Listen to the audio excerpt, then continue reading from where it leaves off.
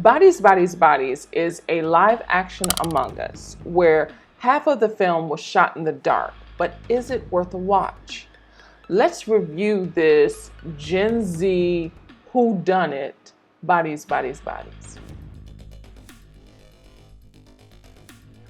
First off, if I had recorded this review fresh out of the theater, I probably wouldn't have been favorable of it because I would have let my biggest gripe with the film cancel out everything else good about it. Allowing it to settle in for a couple of days helped me appreciate it. That distance made all the difference.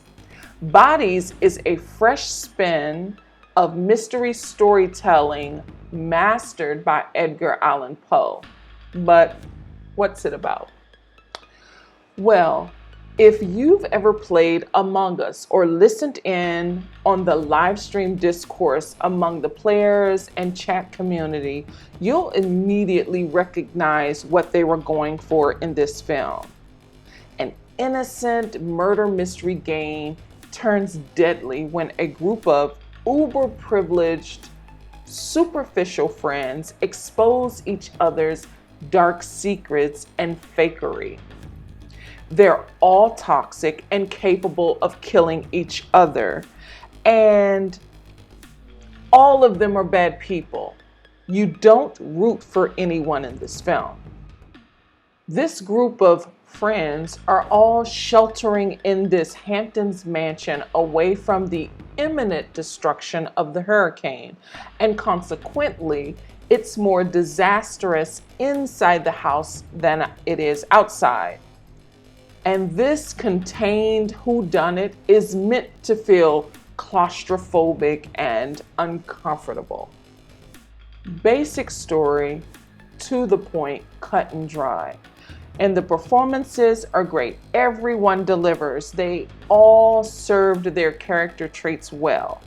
The standouts for me were Amandla Stenberg, who played a wild child fresh out of rehab, and Maria Bakalova played this naive poor girl desperate to make a good impression among this clique.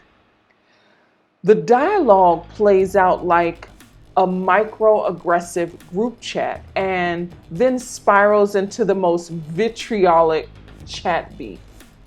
The discourse is so natural in this film that it almost felt like they were improvising. In that way, the dialogue is very crisp, but the jokes aren't humorous. I think it's because it's more of a satire than a slasher comedy for which it's billed. And we, the audience, we're not meant to be part of this group, part of this discussion. We're merely spectators. For this to be an R-rated murder mystery, the camera pans away from the actual violence. We don't see anyone bludgeoned in the moment. Now, the blood is captured, but not the impact of any weapon making contact with the body. In that way, the camera shots felt reactionary or accidental.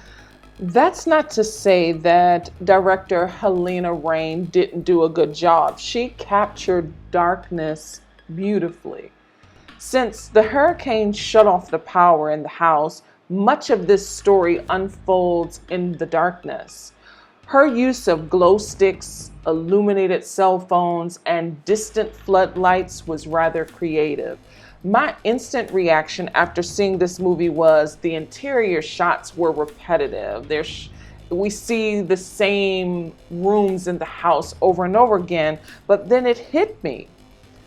It's dark. Not only would it have been difficult for the characters to find their way around this house they don't even live at, in the dark, but it also would have been difficult for the audience to find its way through the house too, because again, the power is shut off. There's no generator, there are glow sticks. We didn't need to see them escaping to every inch of this house for the sole purpose of scale. When you think about it, no whodunit or murder mystery filmed in a mansion ever shows every inch of the house.